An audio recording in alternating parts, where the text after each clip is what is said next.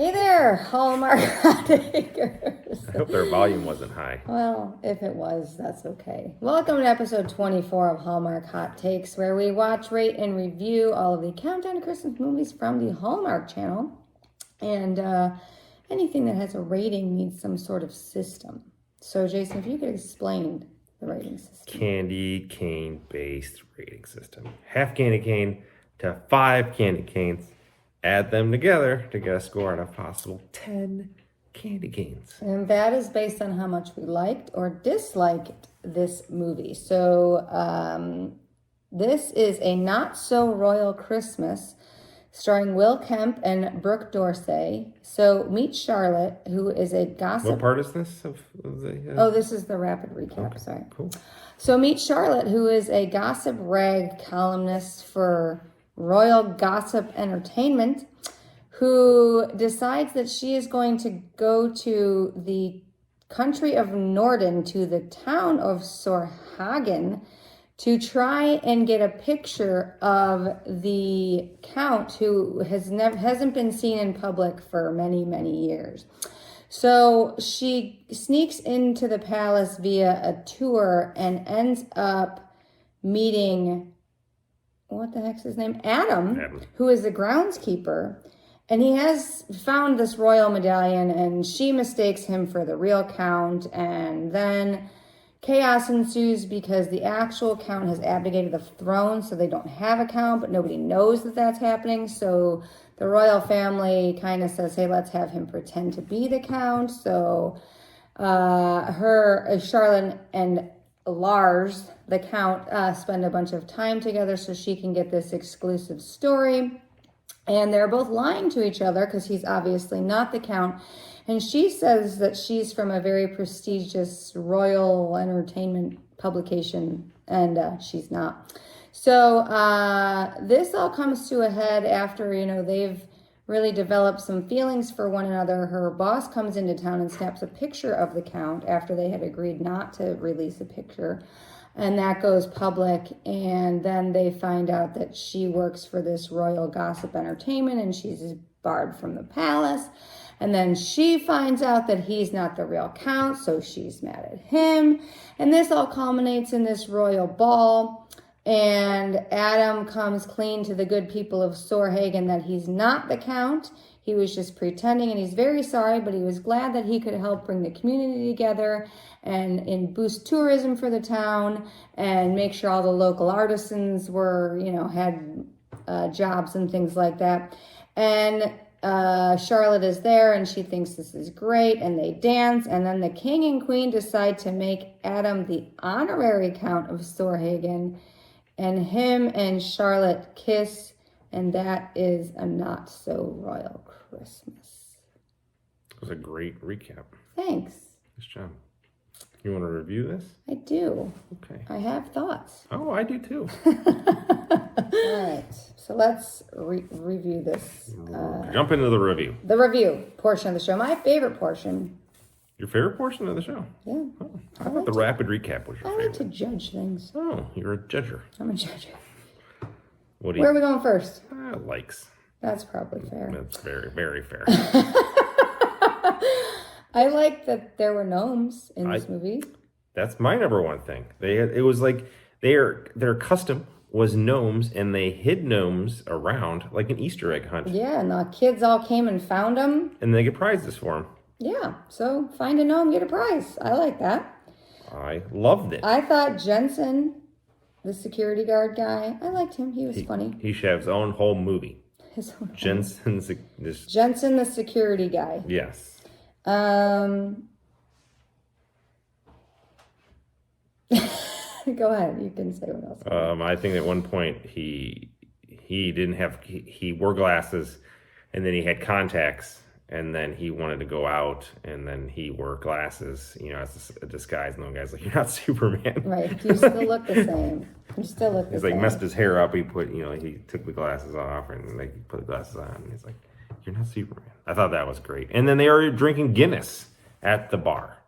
Nice little product placement. Product placement. I kind of liked Will Kemp's character. I liked Adam a bit. he was like, I don't know, kind of goofy at first. I liked him. I'll just, never mind. That's something for the dislikes. What else did you like? That's it. Okay. I hated this movie. You're not supposed to say that. Oh, I'm not. Oh, sorry. How about dislikes? Dislikes. Now we can say bad things.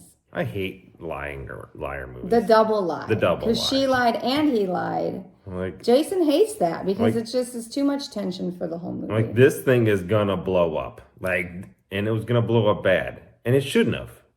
Well, the first thing about the story is this Royal Gossip Entertainment. She asks for a raise for her boss, and he says, no, we don't have any money. And then he sends her on this trip to maybe get an interview with a count who hasn't been seen in however many years. That felt... And she doesn't stay. Stays at this fancy, like, castle-like place. It's not like it's like a Holiday Inn. Like, this place she stays at is very nice. It's very nice. No. If the count abdicated the throne, which he did, they would have to select a new count. So I don't understand why this position was vacant. They were saying, like, since no one's seen the count in so long, Sorhagan was suffering economically because the royal family is the big draw. So you'd have to just appoint a new count. So they try to explain that once the king and queen were introduced, that he doesn't have any other heirs other than his daughter, who would be queen. And so there's no family member to appoint, but they could just literally appoint anybody they wanted. Clearly they do, because at the end they did. So the whole setup was so stupid. I wrote this is goofy and it makes no sense. Well, and that's the thing. So he's the count, right? And he goes to spring break in the Americas. Daytona Beach! In the States, right?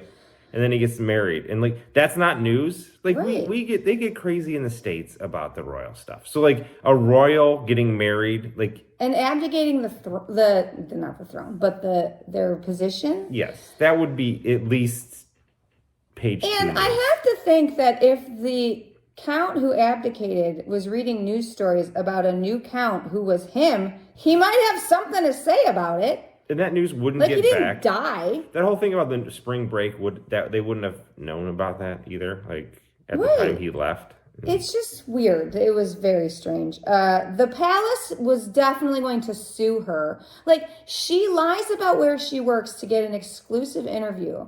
Yes. And signs a contract. She signed a contract with the palace that she would not release a photo of him. And I'm assuming the contract stated where she said she faked work. I'd sue the pants off of her. Yeah. I also said this would never happen. The stakes were silly. She never called her dad. So she called her. The whole movie was her mom was a historian. She loved history. And Charlotte liked history, but she got into gossip columnist to pay the bills and be able to stay in, I think, England, wherever she was. Yeah, England. Because she was a Yank. Yep. And Yep. her mom died. She calls her dad at the beginning of the movie, who is in the States. Yes. And her dad's like, oh, you can come home for Christmas. She's like, no, I'm going to go to Norden to go do this story. Her dad's alone on Christmas in the States, and she doesn't even call him. And I didn't like that. I said... She's a bad daughter. She wasn't a very likable character. She was not. She was a B. I have that right there. She was a B. She is also not a very good reporter. No.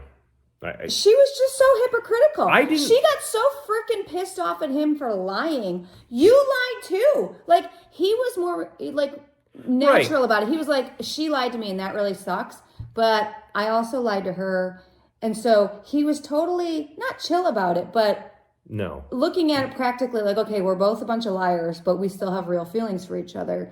And she was just... No. Here's the thing.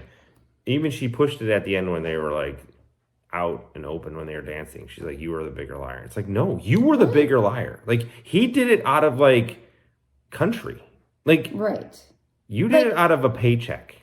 Right. He didn't lie to her for anything. He had no illusions of like, oh, I'm going to pretend to be the count and fool all of these people because maybe they'll let me live in the palace. No. Like, I didn't want them to get together at the end. She was very unlikable. I didn't want them together. And then I'm mad that they're together now. She quit her job after so her boss published a story, the angle being oh, that Charlotte was romancing the Count, and that really obviously pissed her off, so she quit. She should have quit her job well before this. She should have quit her job. Everyone just goes on like nothing happened after he announces at the ball that he's not the real Count. Everyone still just treats him like the Count. Even though they're all jazzed that the Count's here. Like, they made a huge deal that everything is buzzing because the Count has been there. And now it's like, oh, I just lied to you all, and I'm not the Count. Those people had every right to be pissed, and they weren't pissed. But they weren't. They were just like, oh, well, we get to go to the ball now, so it's cool. It's cool, Adam, not Lars. What about Candy Cane? We're 7 minutes. Wait, I have to say, how in the heck? And I knew this was going to happen. I knew they were going to appoint him as the honorary Count. What the hell does that even mean? And how does it help the town if you appoint him as the Count, but he doesn't actually live in the palace to like take on the role as the Count? He has to take on the role as the Count because he's got to do all of the things that a Count would do if he's going to take the title. That's what I was kind of mad about, is that why did he make that huge statement that he wasn't? Like, he could have done so much good for everyone being the Count. Right. Like, and you're a nobody. He didn't want her to publish the story that he wasn't the Count because it was hurt the town. Right. So then he comes out and outs himself as not the Count. How does he think that's not going to hurt the Count or the town? This movie was absolutely horrible. This was so horrible. And it was bad because I had high hopes. I liked the actor and actress. Yeah. This was trash. This was not half Candy Cane. Oh, man. Garbage movie. I don't know what to do here because I really liked Will Kemp's character. I hated Brooke Dorsey's character. This is just, I'm so disappointed that this movie was so bad. This movie was like written with like Mad Libs. Somebody had a Mad Libs script and put random crap in it because this made no damn sense. You know, I was going to give it an extra boost for Will Kemp. Yeah, I know you like Will Kemp. But she was a bad daughter. She was. So I'm sorry to say, this movie is going to be the latest entry into the Hallmark Hot Takes Hell of Candy Cane movies. It's a half Candy Cane. Yes. This movie made no sense. Yes, I love it. I just hated it so One much. Candy Cane, and it's by default, because that's the lowest you can be. No. I mean, Just listen. saying. You took 2 really good Hallmark stars and you gave them this horse crap. She was so unlikable and so, God, just holier than thou. Get over yourself. You're a liar. Charlotte, you're a liar. You're a damn gossip rag reporter. Yeah. Okay? Not that there's anything wrong with that. People got to make a living, but geez. Stop judging everybody. That's my job. Your movie's terrible. Sorry. I like how we can go from a 10 just moments ago. No, the last one, not the last. I know, just like a couple movies ago. And then just be like, you know what, maybe we're being easy. Maybe we're being too soft. We're soft. We being too, no. So are we being too harsh? No. I mean, are the bad ones just really this bad and the good ones that good? And like, there's not a lot of middle of the road stuff this year. And I don't know what to say about it. That's what it is. All right, let's review or preview the next installment. Let's do that. Hey, Hyde, what's up next? It can't be as bad. It can be. Well, no. Because this is our fourth. Here's the thing. This is how you balance things. This is our 4th Hell Dweller, but also we've had 4 10s. So just so you we're not being overly mean. We're just. It's balanced. It's pretty balanced. Some would say it's balanced. It's balanced. Like all things should be. Yes. Can you? Okay. All right, so let's move on to some more balance. With Christmas with a Kiss, starring Michelle Morgan, Ronnie Rowe Jr., and Jamie Calica. So Morgan returns home to help her family's Christmas carnival, and romance ignites. A photojournalist curates a surprise reunion.